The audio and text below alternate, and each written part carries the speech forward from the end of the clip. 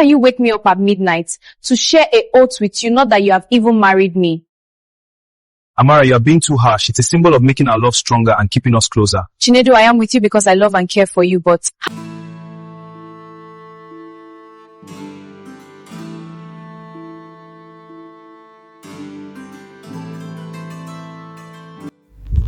in a quiet town where dreams were fragile, lived a 70-year-old girl called Amara. She was not like other girls her age, while others laughed freely. Amara carried responsibility heavier than her years. She lived with her auntie, a woman she called family, but never truly felt loved by. The final year examination was supposed to be a stepping stone to a better life, the day every student waited for with excitement. That morning, the school was filled with joy. Students ran from board to board, searching for their names. But Amara searched and searched and searched again. Her name was not there. Her heart dropped. Tears blurred her eyes as she walked home, just hoping that her aunt had paid the exam fees as promised. But instead of comfort, she received cruelty. "Am I your mother?" her aunt said coldly. "Go to your mother's grave and ask her to pay your fees." These words cut deeper than a knife. After everything she had sacrificed, after all the hunger she enjoyed to help save money, this was her reward. With only one day left to pay the fees and no hope in sight, Amara ran to the village. She said, "After helping you to work for years to save money for this day, but with only one day left to pay the fees, I had no hope in sight." Amara ran to the village. Maybe, just maybe, her father would help. But fate had prepared another heartbreak.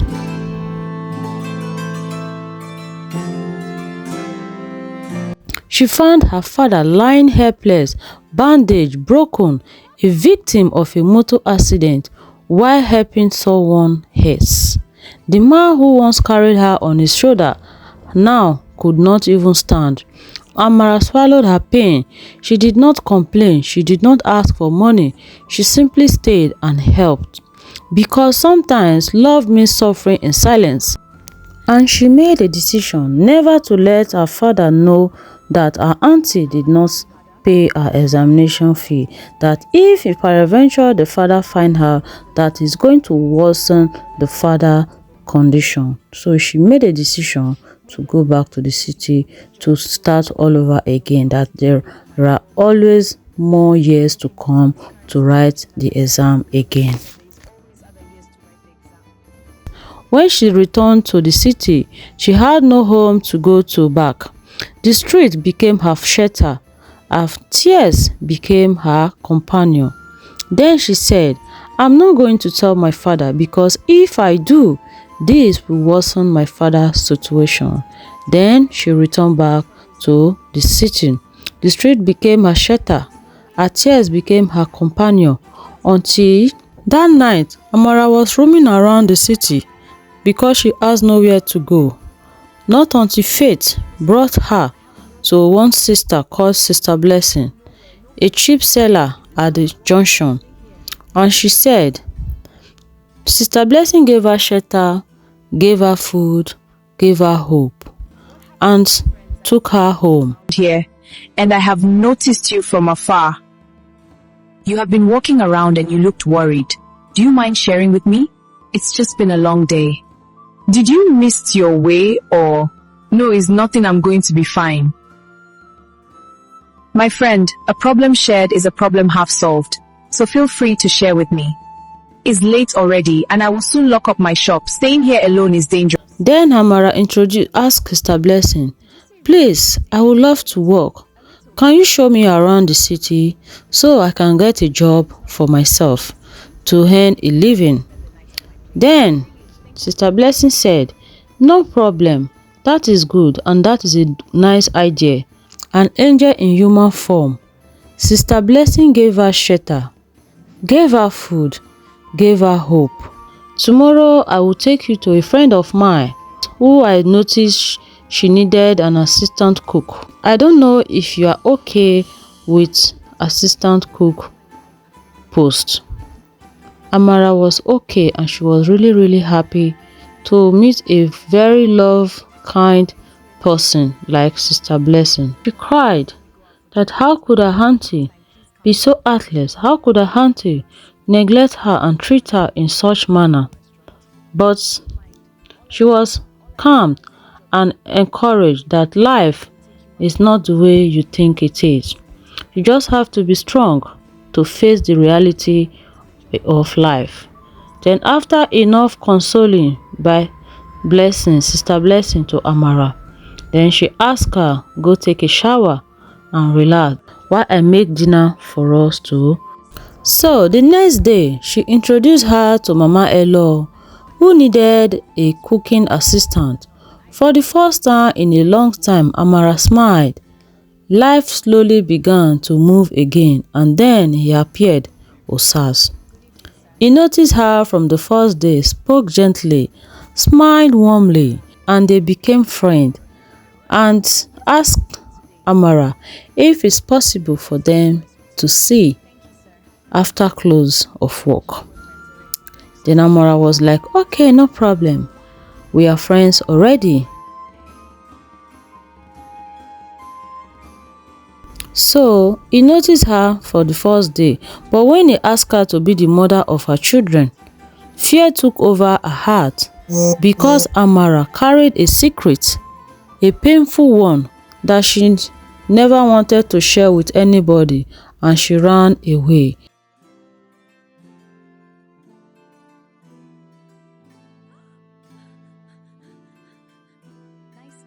Then the next day, Osas and Amara met each other again in a park, and he asked her, what happened? Why did you run away just like that? And Amara was like, men with their sweet mouth will make someone to think that the right one has finally arrived. They joked over it and they continued their serious discussion.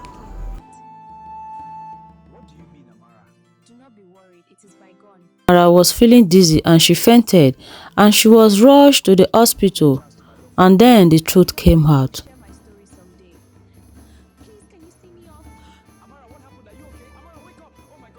Then Osas asked, you are pregnant. What happened? Do you mind telling me the story behind your pregnancy? Because I know you told me you don't have a fiancé and you are not in a relationship. How come you are pregnant? Then the nuns had to tell Osas, thinking that Osas is the man responsible for Amara's pregnancy, that you have to make sure she registered in antenatal care and always make sure she have to follow the right things to do, because now the pregnancy is in a risk state because she was not aware from the beginning. So Amara cried and cried. Osas consoled her and asked her, do you mind sharing the story with me? A village boy had taken advantage of her. Then Amara shared the story with Osas, saying, a village boy had taken advantage of her when she was vulnerable. She never planned it. She never wanted it. It was another scar life gave her. That day, when she arrived in the village, she met her father lying hopelessly, but because she had no option, she forgot her pains and had to make sure her father was fine before she go back to the city. She helped her father to wash her dirty clothes, she did the laundries, she did the cooking, and still she was still in pain, remembering what Auntie Agnes has cost her, because her father trusted Auntie Agnes so much that the father would never believe that Auntie Agnes could do such a thing to her. Then Amara was in panic, praying that God should give her father long life, that nothing should happen to her father. And that was how a girl who came to seek for money to pay her exam turned into a native herbal doctor who was taking care of her father to recover before she left to the city. So Amara went to the strain where he met this village boy who took advantage of her when she was vulnerable. She never planned it, she never wanted it. It was another scar life gave her. Amara never liked Chinedu. She tried all means to avoid Chinedu, but still, Chinedu also had a way to have its way in Amara's life, always pressuring her, following her all about in the village. But this day, Chinedu succeeded in Amara's, and this is the day the scar that Amara will never forget came into existence in her life. And then she never mentioned anything to the father and she left to the city. As promised to stand by her. When Osas promised to stand by her, she wasn't ready to become a mother then, and together they made a decision. 2 years later, she gave Osas a beautiful baby girl. For a moment, I felt like peace had finally found her, but peace does not always last. Osas began to change. Suspicion replaced trust. Anger replaced love. He demanded a blood oath, claiming it would bind their love forever. Out of fear, out of desperation, to keep her family together, Amara agreed. But no oath can force a heart to love, right? As Osas became distant from home. Then what is it? You know I can never cheat on you. You are the one I am supposed to be suspecting. What unseen agenda? How can you wake me up at midnight to share an oath with you, not that you have even married me? Amara, you are being too harsh. It's a symbol of making our love stronger and keeping us closer. Chinedu, I am with you because I love and care for you, but how can you wake me up at midnight to share an oath with you, not that you have even married me? Taking oaths is what I cannot imagine myself doing. Imagine we are just 2 years in this relationship and you already beat me up countless times in every little thing that annoys you. I pray we both never regret this action in future. We will not. This binds us forever, Amara. Are you ready? Yes, Chinedu, I am ready. Our blood is one now. Now we drink to our bond. Now you are mine forever. Let's go to bed because this weather is two people in love. Good day, Ma. I need Zobo drink and snack. Fine, girl. Okay. Yet Amara enjoyed to support her child. She worked extra jobs, selling snacks, helping a salon, washing clothes on Saturdays for Mama Etinosa. She became mother, father, provider, all while carrying silent bruises no one saw. And one fateful Saturday, after returning home late from work, little did she know life was about to test her again. Came home late, entertained other women, because sometimes a woman's strength is born from pain, and sometimes the girl who was once rejected by the world became the strongest woman in it. What do you care for, my lady? Oh, your phone is ringing. Leave it, it's just us. Tonight I'm going to spoil you. Just place your order. Don't worry about that. I'm not picking it up. Just pick your call, it's pissing me off. Never mind us, my wife. That woman will not give a break. You are married, then why are you here with me, Osas? Just you I want to marry. That my wife is just a burden to me. Where are you coming from? So, one fateful evening, Amara returned home late from Mama Etinosa's place. Before she could drop her bag, anger was already waiting for her. Osas did not ask questions. He did not listen. He did not wait. Out of impatience, out of suspicion, he picked up a stick and was having argument in the presence of their neighbors outside their compound. But Osas was impatient to listen to Amara why she came back home late that very day, because the love between them is no longer there. Osas is just managing so that the world will not see any fault coming from him. So words turned into shouting, shouting turned into fighting. Amara tried to explain, but sometimes when a man has already decided not to trust you, your voice becomes invisible. After the trials, after the tears, after the pain, Osas packed his clothes and he left. Okay, Mama, it's Inosa. Please, my darling, I hope you are not in a hurry to go back home after washing the clothes. No, Mama, I'm not in a hurry. Okay, see you later and take good care of the house, my dear. I will, Mama. See you later. He walked out of the door, Where are you going to with your clothes? leaving behind not just a woman, but two innocent children. That was the day Amara became both mother and father. Days turned into weeks, weeks turned into months. 9 months later, 9 months of silence, 9 months of no support, 9 months of carrying the world alone. As salon business began to fall, customer reduces, money became scarce. Here the children must eat, school fees must be paid, rent must be settled, and so Amara carried the burden alone. When the weight became too heavy, she traveled to the village, hoping her uncle would help. But help did not come.